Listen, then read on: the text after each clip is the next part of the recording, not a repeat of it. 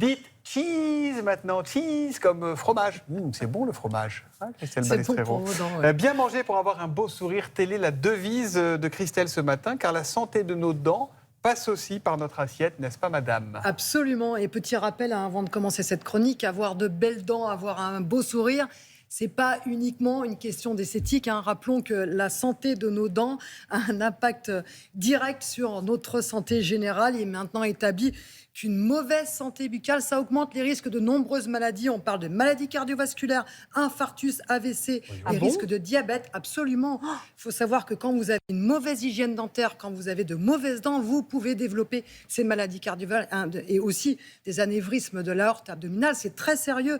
Les risques de diabète, mais aussi, et ça va vous intéresser, les tendinites. Absolument. Avoir des dents en mauvaise santé, ça peut augmenter le risque de tendinite parce que ça augmente l'inflammation des tendons. Et on sait d'ailleurs chez les sportifs qui sont en ce moment sur le pied de guerre, eh bien, la santé buccale est très importante. On soigne les dents des sportifs pour diminuer les mauvaises performances. Alors, qu'est-ce qu'il faut surtout pas manger pour nos dents?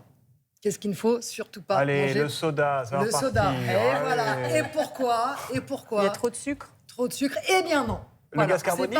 Exactement. C'est pas finalement le sucre qui est le plus délétère s'agissant de la santé de nos dents, mais c'est bien effectivement l'acide citrique et l'acide phosphorique qui sont présents dans les sodas et qui vont attaquer vos dents. C'est de l'érosion, ça n'a rien à voir avec la carie, c'est très sérieux. Et d'ailleurs, des dentistes américains ont pu constater que chez les gros consommateurs de soda, eh bien, les gros consommateurs avaient des dents identiques à celles des consommateurs de crack. C'est-à-dire des petites dents qui sont colorées et qui ont vraiment une érosion. Même si on se les lave tout ça 3 fois par jour? Oui, tout ça il faut absolument. C'est très. Et alors, petite information importante, vous savez, en ce moment sur les réseaux sociaux, je ne sais pas si vous avez, il y a la mode du jus de citron le matin. À jeun, avant le petit-déj, pour se détoxifier et pour éliminer les toxines et pour peut-être maigrir. Donc, 1, ça ne fait pas maigrir, évidemment. 2, ça ne fait pas... Il n'y a aucun impact sur la détoxification. Mais en plus... Ce petit jus de citron, c'est une catastrophe pour vos dents à jeun. J'ai une toute petite question. Les sodas, parce que c'est gazeux, mais l'eau gazeuse naturelle, le Perrier, la Badois, machin, ça va ça? Non, parce ce ne sont pas les mêmes. Là, il y a vraiment des ajouts d'acide citrique et des ajouts d'acide phosphorique. Donc ça n'a rien à voir. C'est vraiment, il faut faire attention. Pas de soda light ou non light. Oh là là.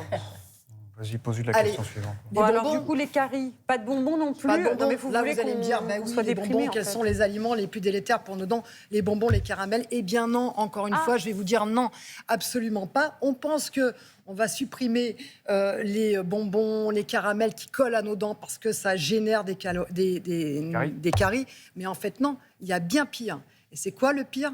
Les chips, les biscottes, les biscuits d'apéritif. Parce que pourquoi? Parce qu'en fait, quand vous mangez un bonbon, quand vous mangez un caramel, eh bien, ils se dissolvent rapidement. C'est-à-dire qu'ils ne vont pas rester en contact avec vos dents. Or, si vous mangez des chips, des biscuits d'apéritif, etc., ils rentrent dans vos dents, ils restent en contact. Et on sait maintenant que le temps durant lequel les aliments restent dans vos dents est plus important que la teneur en sucre. Donc, évidemment, il y a beaucoup moins de sucre dans vos chips, mais ces chips vont rester collés à vos dents bien plus longtemps qu'un bonbon. Si on se lave les dents vite fait derrière, ça va. Oui, enfin, c'est systématiquement, quand vous prenez un apéritif, quand vous grignotez dans la journée, est-ce que vous allez vous laver les dents directement? Alors, sachez que Thomas Soto a une...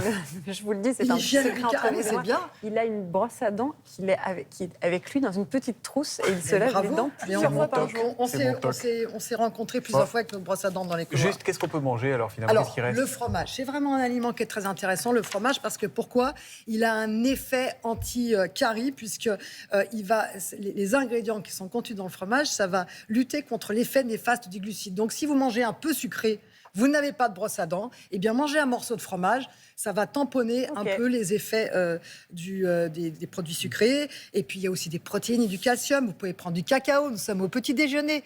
Le cacao, c'est intéressant pour vos dents, absolument, parce qu'il y a des tanins, parce qu'il y a du fluor. Le thé, moi, je suis au thé ce matin, aussi très intéressant, parce qu'il y a du fluor.